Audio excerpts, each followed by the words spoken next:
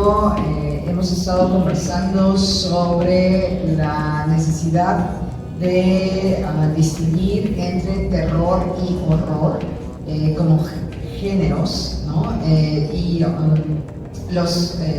Hemos intercambiado muchas ideas, muchos ejemplos de cómo aparecen, dónde aparecen. No aparecen exclusivamente solos en una u otra obra, y eso fue lo que nos movió a plantear este panel, ¿no?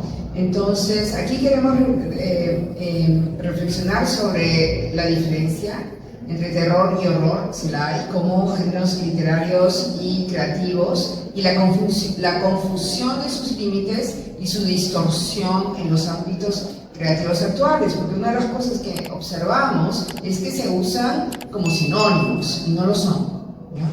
Entonces, queremos plantear algunas ideas y teniendo en cuenta el tiempo que tenemos, ¿no? Nos gustaría invitarlos a pensar cómo a través de terror y horror se cuestionan y se visibilizan problemas profundos tanto del individuo como de las sociedades, ¿no? Y cómo puede ofrecer una mirada crítica, es decir, no un terror o no un horror superficial. Y para eso empezamos, nos gusta mucho esta cita de Stephen King en Danza Macabra de 1981, se las voy a leer. Esto creo que contextualiza muy bien las ideas que vamos a compartir. Las tres clases de terror, dice King: el que repulsa, ves una cabeza decapitada que rueda por las escaleras, las luces se apagan y algo verde y pegajoso salpica tu brazo. El horror, lo no natural, el muerto que se despierta y camina, las luces se apagan y unas garras le cogen el brazo. Y el último, el peor, el terror, cuando llegas a casa y te das cuenta de que todo lo que posees no está y que ha sido reemplazado por un sustituto exacto. Las luces se apagan y sientes algo detrás de ti, lo oyes, sientes su respiración contra tu oído, pero cuando te volteas no hay nada. Estas son las tres preguntas que nos planteamos. No sé si las vamos a poder cubrir todas por el tiempo, pero veremos. Y empezamos con la primera: horror y terror se confunden con frecuencia. ¿Qué diferencias y similitudes hay entre estos dos géneros? Daniel. Ya, muy bien. Vamos a ver, José. Yo voy a comenzar hablando del horror y continuar esto con el terror, ¿verdad? Bueno, cuando nosotros hablamos de horror, como decía Rocío, no son sinónimos, ¿no? El horror es lo que expresa el énfasis en lo explícito, ¿no? Lo que vamos a ver claramente, ¿no? No va a encimar nada, lo vamos a ver tal cual, ¿no? Un monstruo, una criatura, ¿no? Se nos revela en un cuento, una novela o en una película, ¿no? Lo que busca justamente es eso, ¿no? Ese impacto inmediato, ¿no? Vemos la imagen y ¡wow! Decimos, ¿no? ¡Qué fuerte es! ¿No? Hay descripciones gráficas, hay extra grotescas, ¿no? Y se muestran tal cual los asesinos, los demonios, los fenómenos imposibles, todo eso, ¿no? Los personajes se van a enfrentar pues a los monstruos, ¿no? Y obviamente vamos a ver el enfrentamiento a fuerzas, a partes violentas, ¿no? Llámese decapitaciones, mutilaciones, todo ese tipo de atrocidades, ¿no? Hay fenómenos sobrenaturales y bueno, esto muy literal, es súper literal, ¿no? Claro, lo que nosotros vamos a percibir con esto es el asco, ¿no? La repugnancia, el shock, ¿no? El desagrado por esto, ¿no? Hablo obviamente desde el horror, digamos, que tiene ese propósito, ¿no? Porque también hay un horror cómico, digamos, pero estamos hablando más que nada del género que busca el susto, digamos, ¿no? Algunas referencias que me gustaría notar de repente, ya para que reflexionemos comente sobre el terror. Últimamente he visto esta película La Sustancia, ¿no? Yo lo voy a decir muy mal porque no sé francés, me parece que es Coralie Fayet, perdón. Esta película con Demi Moore, donde pues vemos que una mujer se inyecta una sustancia precisamente para gozar de su yo joven, ¿no? Y aquí pues vamos a ver una gráfica del horror, digamos, grotesco el horror del cuerpo, ¿no? Cómo se va mutando, cómo va transformándose el cuerpo, ¿no? Que claro, hay una intención de una crítica social sobre justamente vemos cómo la mujer es, digamos, considerada menos por no ser joven, bella, etcétera, etcétera, ¿no? Otros ejemplos tenemos El Resplandor de Stephen King, ¿no? Donde vamos a ver escenas, como por decir la mítica escena del ascensor con la sangre, ¿no? Muy explícito, digamos, literalmente la sangre salpica la cámara y todo esto, ¿no? Tenemos El Exorcista, ¿no? Donde tenemos la transformación de... se me dio el nombre de la protagonista, de Linda Blair, Regan, exactamente. La transformación de Regan en una criatura, ¿no? Que no solamente nos repele o nos atemoriza por su, digamos, maquillaje o por la deformación de su rostro, sino que también tenemos el vómito y todas estas, digamos, representaciones, ¿no? Ya un poco de lo que, si quisiera dar un ejemplo del horror en lo que es la literatura, estaba pensando, recientemente he leído El Hombre de Arena de Amadeo Hoffman, que justamente nos habla de esta historia del Hombre de Arena, de una criatura que viene y le arranca los ojos a los niños para dárselas, digamos, para dárselas a sus crías, ¿no? Entonces hay unas explicaciones muy gráficas ahí sobre justamente este proceso, ¿no? Entonces todo lo que viene a ser tan gráfico, tan explícito, lo vamos a considerar o se considera en el terreno de lo que es el horror, ¿no? Ya cuando hablaremos del terror, sí lo va a explicar súper bien, seguramente. Bien, muchas gracias, Daniel. Sobre el terror he recogido algunas observaciones de escritores, de autores desde el siglo XIX, ¿no? Que lo explican con mucha lucidez. Una de ellas es la autora Anne Radcliffe, que en el siglo XIX, en 1826, ya sostenía que eran opuestos, que eran cosas distintas y opuestas, terror y horror, ¿no? Entonces, Radcliffe en un ensayo que ella escribe sobre lo sobrenatural en poesía, dice: el terror suele describirse como el sentimiento de pavor y anticipación que precede a la experiencia horrible. El terror expande el alma y despierta nuestras facultades a un alto grado, una oscuridad indeterminada que puede llevar al lector a lo sublime. Y en este sentido, eso de llevar al lector a lo sublime también se puede ver como experimentar un tipo de catarsis. En el horror también lo hay, pero tienen procesos y caminos distintos, ¿no? Por otro lado, en 2002, Fred Bottic, que estudia mucho lo gótico, la ficción gótica, el terror está vinculado a la energía emocional liberada ante una amenaza. Hay una respuesta emocional y física, y lo conecto justamente con la presentación que Daniel y Raúl Quiroz acaban de hacer sobre el juego del miedo, ¿no? Están íntimamente, obviamente, relacionados, ¿no? Y vuelvo a Stephen King, que para él el terror es el más fino de estos tres elementos: terror, horror y repulsión. Y él lo define como el momento lleno de suspenso antes de que se revele un monstruo, ¿no? Entonces, algunos ejemplos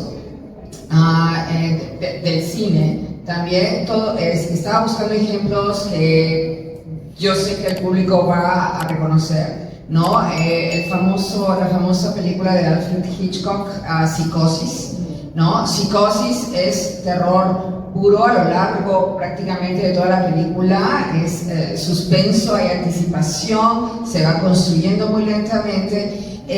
No obstante, hay un momento, una escena de horror hacia el final que es, no sé, un par de segundos nada más, que que es cuando se revela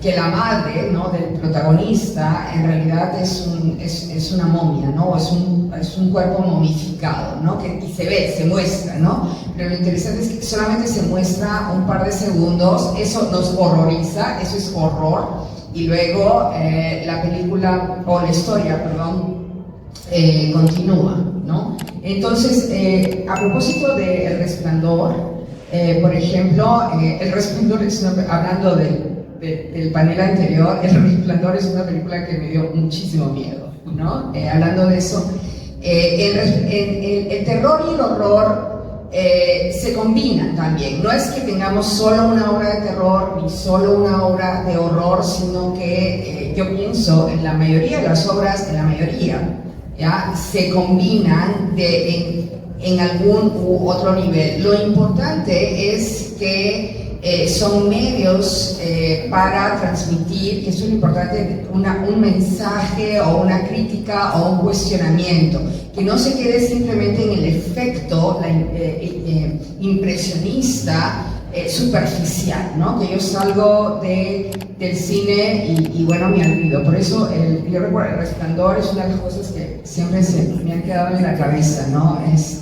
Bueno, otro ejemplo de terror, y vuelvo al cine, y lamentablemente es cine anglo en inglés, es el proyecto de la bruja Blair, en inglés The Blair Witch Project. No sé si lo han visto, que está planteado muy inteligentemente en forma de documental. No se ve una gota de sangre, no se ve una escena de violencia, y yo me muero de miedo cuando la veo, a tal punto que como está además planteada como un documental.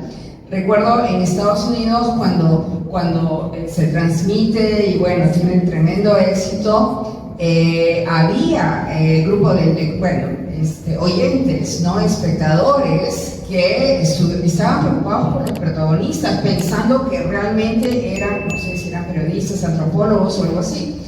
¿Qué les había pasado a esos muchachos, ¿no? Entonces los actores tuvieron que aparecer en programas de televisión diciendo, no ha pasado nada, ¿no? O sea, realmente es una película de ficción. Pero The Blair Witch Project es un estupendo ejemplo de terror, ¿no?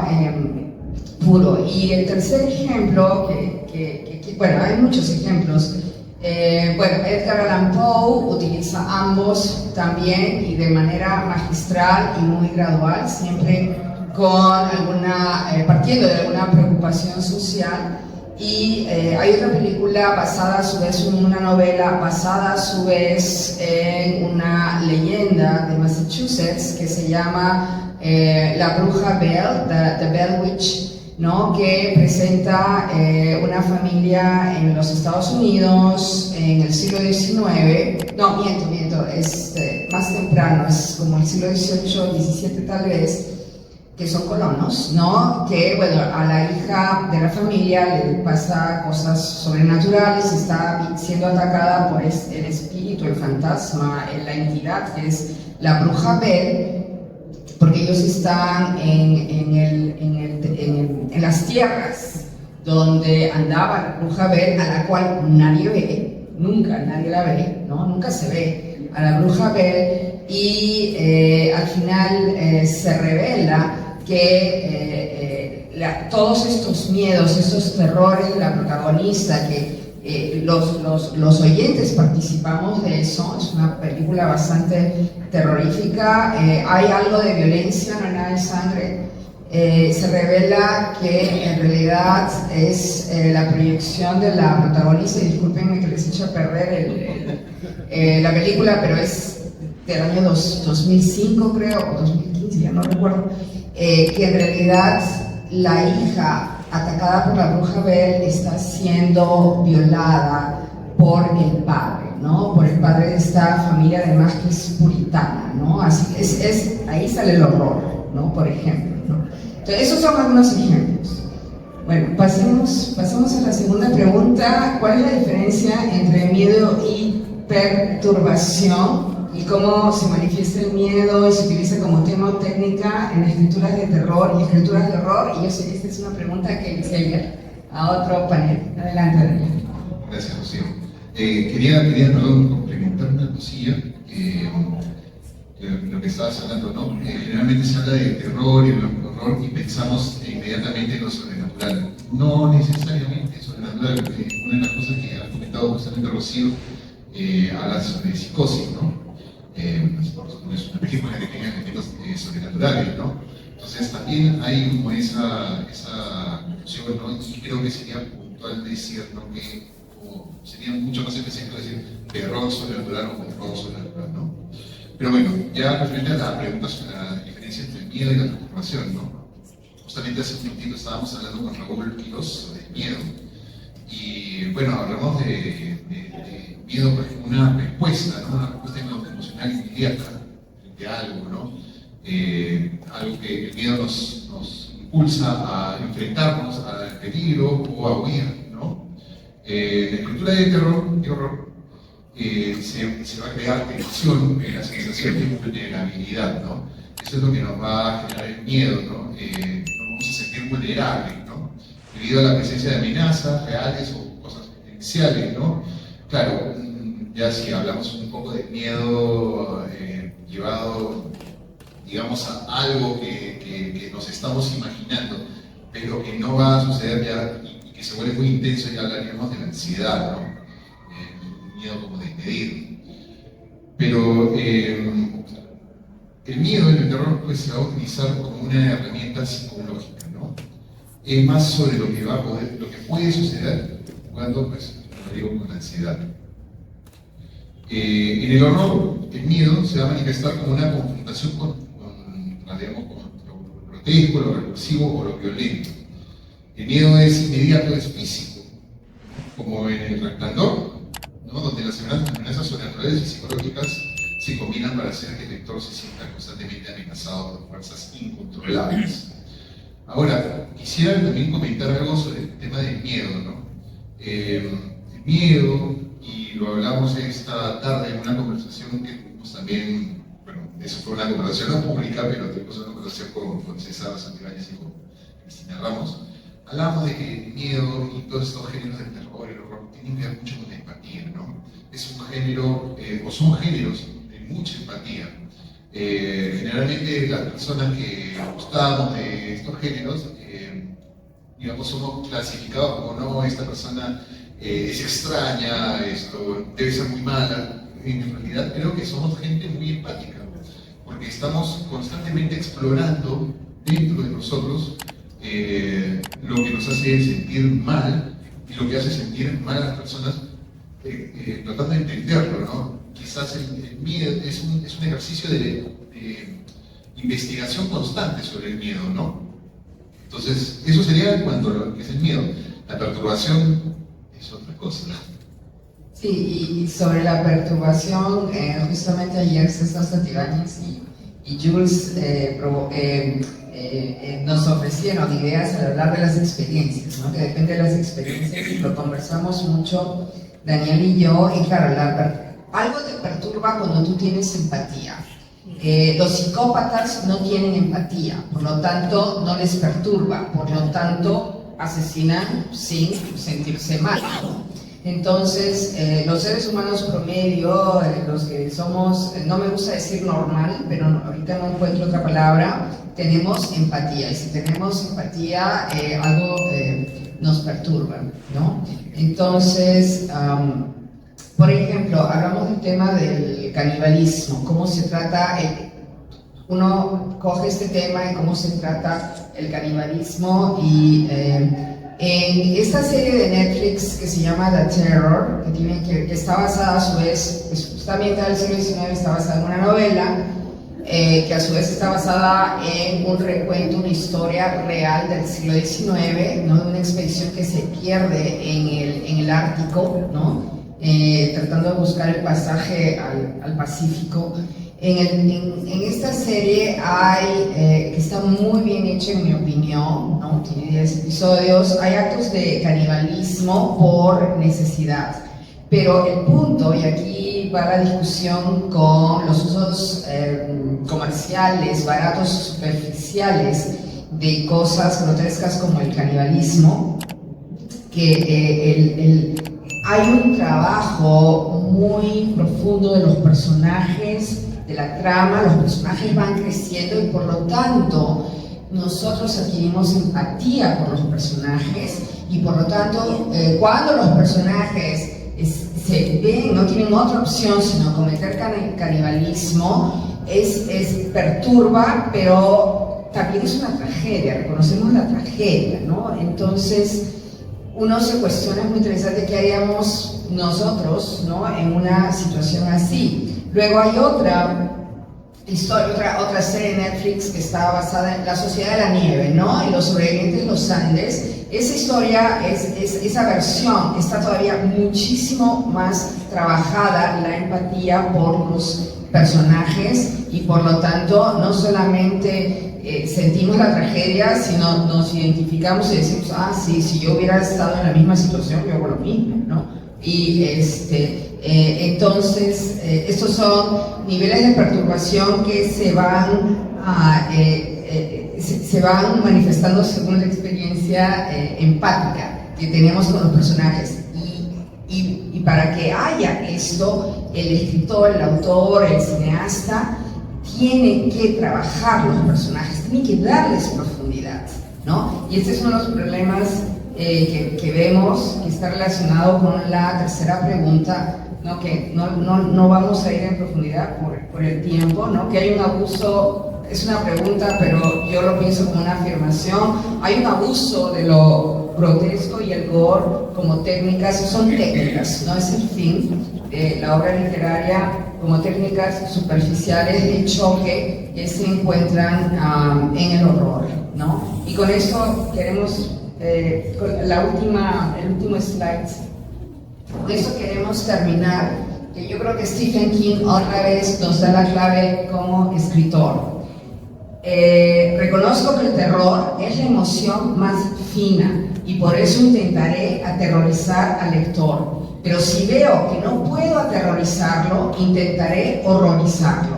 Y si veo que no puedo horrorizarlo, optaré por producirle asco. No estoy orgulloso de esto último. Así que, muchas gracias.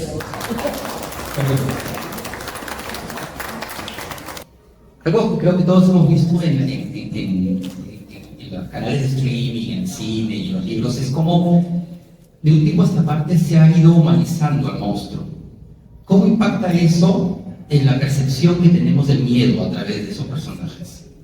Claro, al humanizar al monstruo lo que estás haciendo es crear empatía, ¿no? Entonces, para mí, ese es... Ay, perdón, era para mí.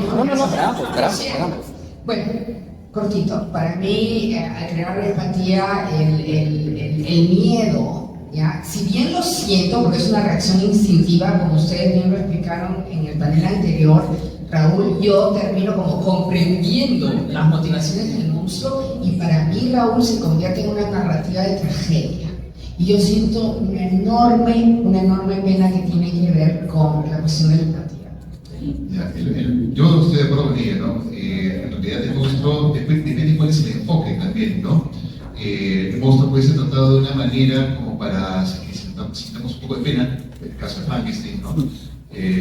Claro, podemos sentirnos conmovidos por su drama y también el monstruo puede ser totalmente, pues, un ser abyecto, ¿no? Una cosa terrible, por el cual también, que también es algo que me parece a mí que tiene un poco de relación lo que es el terror, el horror con los, es un poco raro lo que voy a decir, pero con los cuentos de niños, ¿no? Porque cuando el monstruo muere, ¿no es cierto? Cuando el villano muere, todos nos sentimos contentos, tranquilos y decimos, oh, muy bien, se murió el que debía morir, ¿no? Creo que el monstruo tiene que ver mucho con el aspecto del trabajo del personaje con el que estaba hablando Rocío, ¿no?